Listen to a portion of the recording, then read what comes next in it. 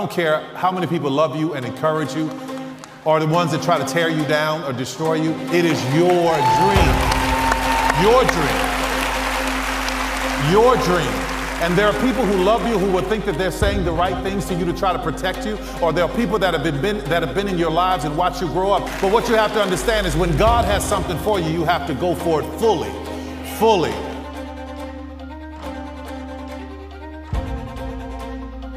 You know, I started the business in 2012, and we came back home for a weekend. We walk into this bar, and there's this group of kids who I graduated with, but also graduated the year before me, and they're chanting BPN, BPN, BPN in the back of this bar. And at first, I thought they were actually cheering me on, like I had support. And I quickly realized they were laughing. They were making fun of me.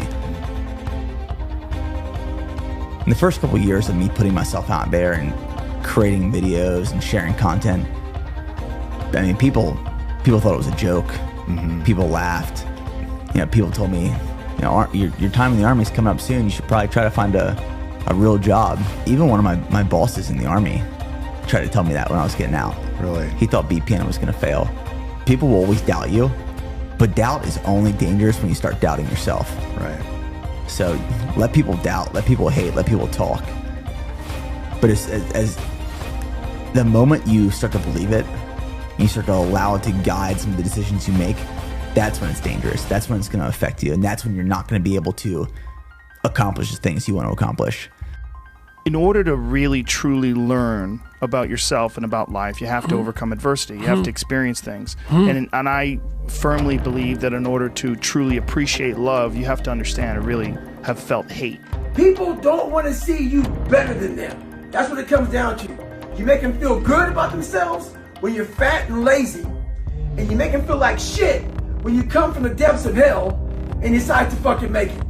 There's enough food and pie for everybody to eat. Don't hate a motherfucker because he worked harder than you. I was too fat.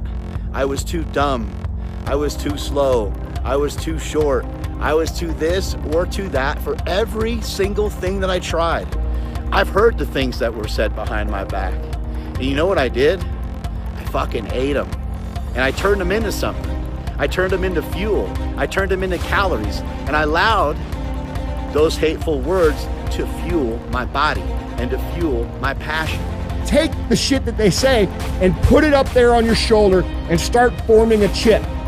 Get a big motherfucking chip on your shoulder so that every time someone says something negative or says you can't or says you won't or says you're not capable, you take their words and you put it right there on your fucking shoulder, and you spend the rest of your motherfucking time trying to become successful no matter what the fuck it takes, so you get the opportunity to shove those words down their motherfucking throat. Action's been called in life one time, the day we were born.